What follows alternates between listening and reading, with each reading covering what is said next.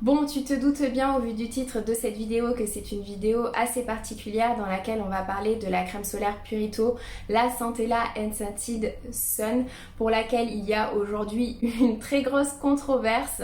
Donc son efficacité est remise en question. Donc on va voir dans cette vidéo quels sont les faits, est-ce que c'est une crème solaire qu'il faut jeter ou alors qu'il faut garder. Donc le problème avec la crème solaire Purito, c'est que aujourd'hui beaucoup de personnes se sont mis à douter de son efficacité.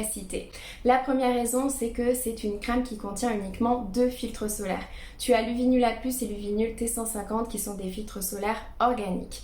Le problème, c'est que beaucoup de personnes se sont mis à penser que avec 2 filtres solaires seulement, on ne pouvait pas atteindre un SPF 50+ et une protection UVA PA++++, comme c'est indiqué par la marque. Et surtout si on compare avec nos grandes marques de parapharmacie françaises, donc La Roche-Posay, Avène, etc., eux n'arrivent pas à faire ce genre de crème, ce style de crème avec uniquement 2 filtres solaires et en plus avoir une crème aussi légère, aussi agréable sur la peau, aussi hydratante que la crème solaire de Purito. Donc beaucoup se sont demandé comment une petite marque comme Purito avait pu formuler une crème de ce style, de ce type qui est autant aimé. Le problème, c'est que tout ça, ce ne sont que des spéculations. Ce n'est pas parce que Purito est une petite marque qu'ils n'ont pas le droit de réussir à formuler une crème solaire aussi légère, aussi agréable et aussi hydratante sur la peau. Et c'est pas parce que La Roche-Posay et Avène n'y arrivent pas que Purito ne doit pas y arriver. Ensuite, ce qu'il faut prendre en compte, c'est que l'efficacité d'une crème solaire ne dépend pas uniquement des filtres qui sont utilisés et de leur pourcentage.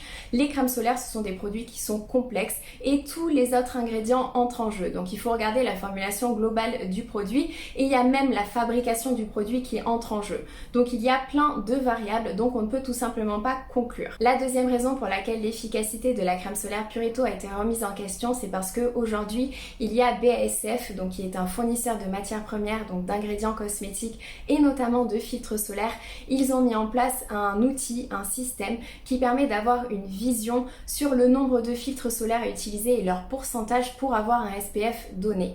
Et effectivement, d'après cet outil, la crème solaire de Purito n'aurait absolument pas un SPF 50+ et une protection UVA aussi haute que indiqué sur leur packaging. Le truc, c'est que cet outil, c'est absolument pas une méthode fiable, donc c'est absolument pas quelque chose qui nous permet de conclure. La troisième et dernière raison pour laquelle la crème solaire de Purito a été remise en question, c'est parce qu'il y a certaines personnes qui ont appliqué cette crème solaire et qui ont quand même eu des coups de soleil. Le problème, c'est que là, on est purement et simplement sur des preuves anecdotiques. Cela n'apporte absolument pas de données valables et donc on ne peut pas conclure. Tout simplement parce que ça se trouve, ces personnes n'ont tout simplement pas utilisé la crème solaire comme il fallait, c'est-à-dire qu'elles n'ont pas appliqué la dose recommandée, c'est-à-dire qu'elles ne l'ont pas réappliquée toutes les 2 heures comme il est demandé, ou elles ont tout simplement fait du sport et quand on transpire, forcément la crème solaire, elle perd en efficacité. Donc voilà les raisons pour lesquelles je n'ai absolument pas parlé de cette polémique avant de faire cette vidéo, tout simplement parce que s'il n'y a pas de preuves concrètes,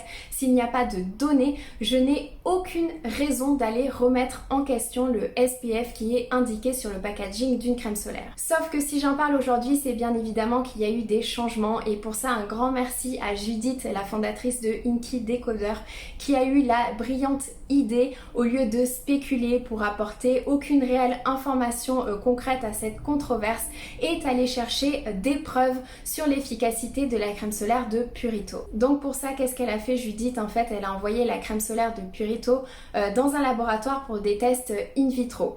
Et les résultats qui ont été obtenus, c'est que la crème solaire de Purito, elle aurait uniquement un SPF de 15,8 et une protection UVA de 9.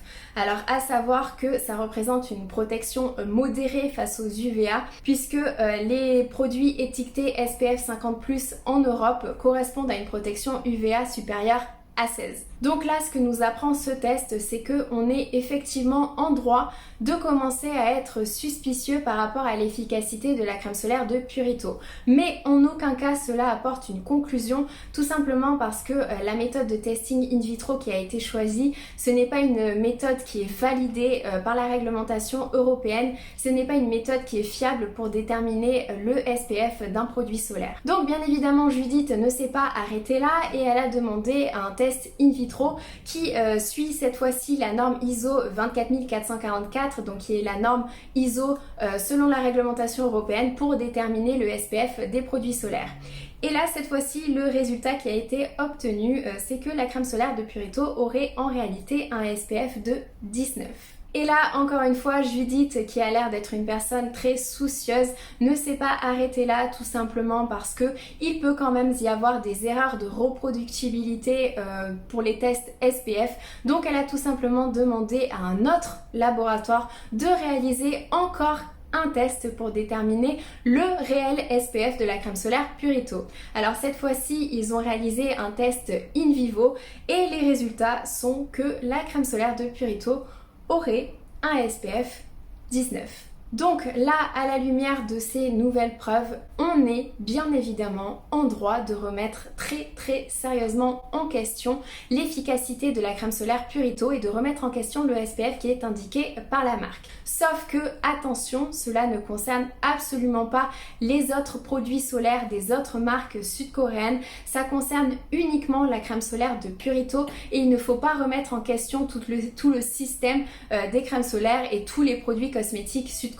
Ensuite, tant que Purito ne s'est pas expliqué et qu'on n'a pas d'autres données relatives par rapport à cette controverse, ça sert à rien de tirer des grandes conclusions, de faire des grands débats. Ça se trouve, ils ont tout simplement utilisé une méthode de testing qui est visiblement pas très fiable, mais bon, bref, on attend tout simplement les explications de la marque Purito et cela ne remet absolument pas en question l'efficacité des autres produits de la marque. Donc bref, bien évidemment, je t'ai mis tous les liens importants en description de la vidéo. Tu vas retrouver l'article de Judith de Inky Decoder.